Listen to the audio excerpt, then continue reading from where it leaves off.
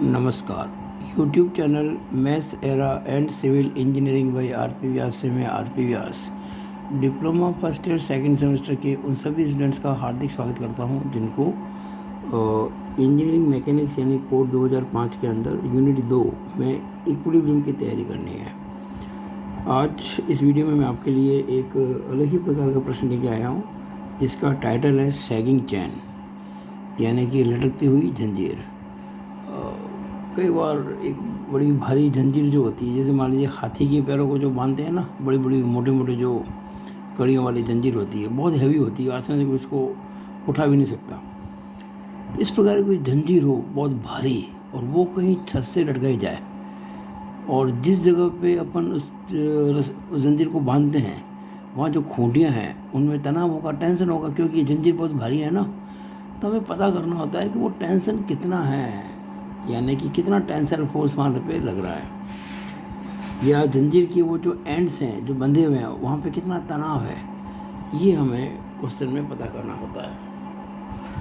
तो मैं आपके लिए पहले थोड़ा रफ में समझा देता हूँ।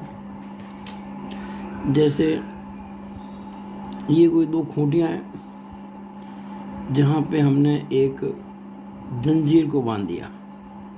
जंजीर है एक इस खूंटी से ऊपर से बांध दी मैंने, यहाँ पे कोई व्यवस्था है बांधने की, यहाँ पे हमने इस जंजीर को यहाँ बांध दिया, ये जंजीर लटक रही है यहाँ पे। अब ये कोई स्ट्रेट लाइन नहीं है, ध्यान रखना, ये कर्व है, इट इज़ कैटेनरी और ये पैराबोलिक होता है। एनीवे जो भी हो, ये स्ट्रेट लाइन नहीं है, ध्यान रखना। और अगर मैं ढंग से करूँ इसको तो यूँ इस प्रकार से देखेंगे तो ये इस तरह से ये बनेगा कर्व है, इसे कहते हैं लटकती हुई जंजीर। मान लीजिए ए और बी दो एंड्स हैं इसके, हमें पता करना है कि जहाँ इसको हमने बांधा जंजीर को वहाँ पे कितना टेंशन होगा, यहाँ पे और यहाँ पे। दिखती बात, इतनी भारी आपने चीज़ लटकाई है तो यहाँ तनाव तो आएगा ही आएगा। अब ये जो जंजीर है इसका वज़न आपको क्वेश्चन में दे रखा होगा, 100 न्यूटन, 1000 न्यूटन, जो भी होगा क्वेश्चन में आपको दे रखा होगा। देखिए सिंपल क्वेश्चन हमने बहुत किया है। देखिए ऐसे क्वेश्चन आपको याद होगा, एक डोरी ऐसे आ रही थी, एक डोरी ऐसे आ रही थी, यहाँ भार लटका दिया था और फिर इसमें टेंशन था T1, इसमें टेंशन था T2, ये भार था W और ये एंगल हमको सब पता थे, तो कोई दिक्कत हमको नहीं आई थी निकालने में। लामी थ्योरम हम लगा दी क्योंकि तीन फोर्स इस पॉइंट पर एक्ट कर रहे हैं, T1, T2, W, और साम्य अवस्था में इन इक्विलिब्रियम, तो हम लामी थ्योरम में लगा सकते थे। अब यहाँ जो प्रश्न है इसमें ये कर्व है, ये एक्चुअली स्ट्रेट लाइन नहीं है।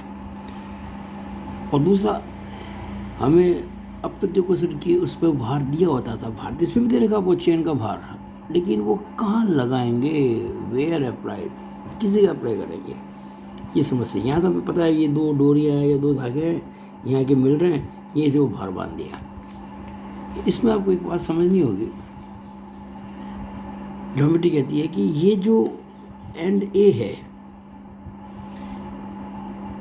जहाँ से कर्व शुरू होता है, तो ये जो कर्व है ना इसकी टेंजेंट खींची जाती है, टेंजेंट स्पर्शरेखा,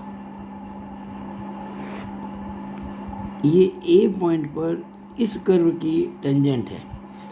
ऐसे ही जो बी पॉइंट है वहाँ से भी हम क्या करेंगे, स्पर्शरेखा खींचेंगे उसी कर्व की, जहाँ दोनों स्पर्शरेखाएं मिलती हैं, ये उसका पॉइंट होगा जहाँ उसका जंजीर का भार काम करेगा, ये रहेगा। जैसे इसकी बात करते हैं, मान लीजिए, तो मान लीजिए ये इसकी टेंजेंट है और वो उसकी टेंजेंट है वहाँ पर, तो यहाँ पे जंजीर का भार काम करेगा। अच्छा, आपको क्वेश्चन में दे रखा होता है ये जो चेन का जो ये सिरा है ये हॉरिजॉन्टल से कितना एंगल बनाता है या वर्टिकल से कितना बनाता है, जो कुछ भी आपको दे रखा होगा, ये भी कितना बनाता है या वर्टिकल से, जो भी होगा क्वेश्चन में दिया होगा। जैसे मान लो हॉरिजॉन्टल एंगल ये बनता है अल्फा, ये बनता है एंगल बीटा। अगर मैं यहाँ से एक लाइन खींचूँ हॉरिजॉन्टल, तो ये और ये कैसे कोण होंगे, एकांतर कोण, ऑल्टरनेट इंटीरियर एंगल। क्यों, ये लाइन इसके पैरेलल है और ये ट्रांसवर्सल है। तो ये है अल्फा है, ये अल्फा हो जाएगा, ये बीटा है, ये बीटा हो जाएगा। अब हमने ये जो एंड है जहाँ हमें टेंशन पता करना था, हमने मान लिया ये टेंशन T1 है।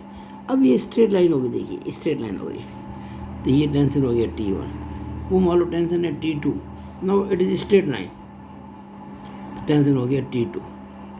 अब आप आराम से T1 upon sine 90 plus beta equal to T2 upon sine 90 plus alpha equal to W upon sine, ये कितना हो गया, पूरा 180 होता है ना, उसमें से अल्फा बीटा जोड़ के घटा देंगे, 180 माइनस ब्रैकेट में अल्फा प्लस बीटा।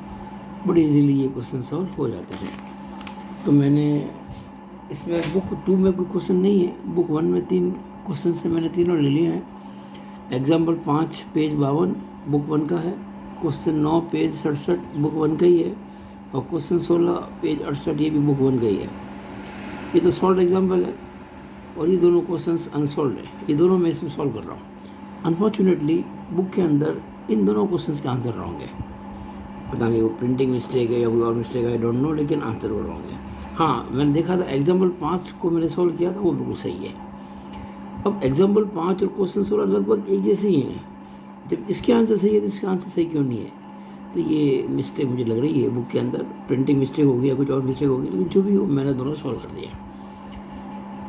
क्वेश्चन देखिएगा, क्वेश्चन आप जब पढ़ेंगे तो देखिए क्वेश्चन 9 पेज 67, क्वेश्चन 9 पेज 67, ये देखिएगा, एक लटकती चेन का भार 100 न्यूटन है। यह 2 टेकों मतलब सपोर्ट्स, 2 टेकों से ऐसी लटकी है कि इसके कोने मतलब ये चेन का कोना ये वाला A और ये कोना B, कोने इसके कोने क्षैतिज के साथ में 60 और 45 डिग्री कोण बनाते हैं।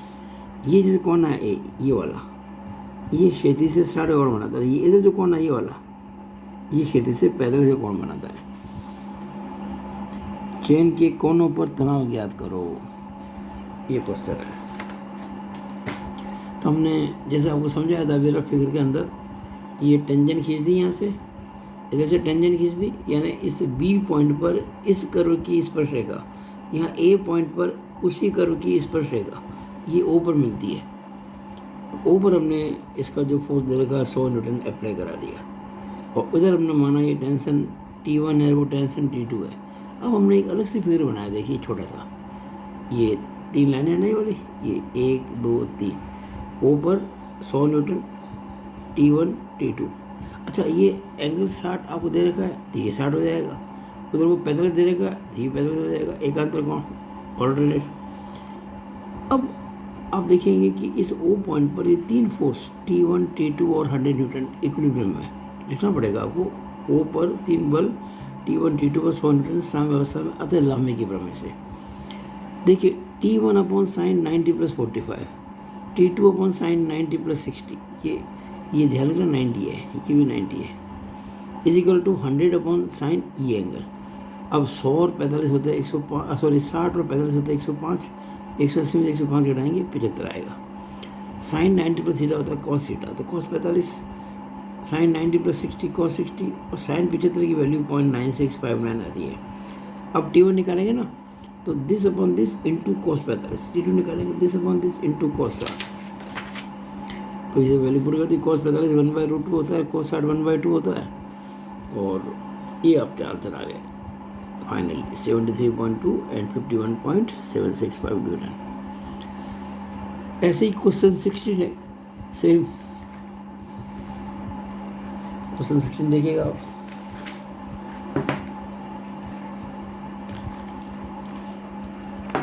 ये 1000 न्यूटन भारी एक चेन 2 आलम्बों पर इस प्रकार लटकी हुई है कि इसके सिरों का क्षैतिज से झुकाव 30 डिग्री और 45 डिग्री है। चेन के दोनों सिरों पर तनाव ज्ञात करो। सिंपल क्वेश्चन है, एग्जैक्टली बिल्कुल अभी किया तो वैसे ही है।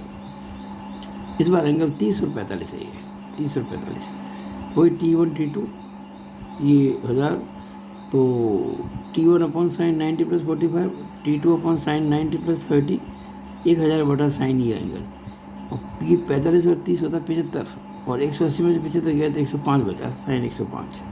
अब साइन 105 भी 0.9659 ही होता है।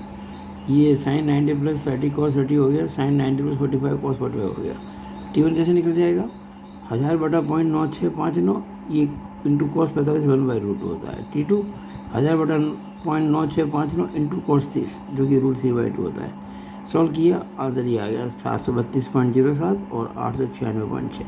तो यही आंसर सही है। बुक के अंदर आंसर रॉन्ग दे रखे किसी कारण से। तो मैंने आपको बहुत ही सिंपल तरीके से ये जो लटकती जंजीर है, सैगिंग चेन पे क्वेश्चन समझा है। आशा करता हूँ आपने एंजॉय किया होगा, अच्छा समझ में आया होगा आपको। मेरे वीडियोस को लाइक करें, शेयर करें, बिल्कुल ना भूलें, और मेरे चैनल को सब्सक्राइब करना ना भूलें बिल्कुल भी। It is all over about this video. Thank you.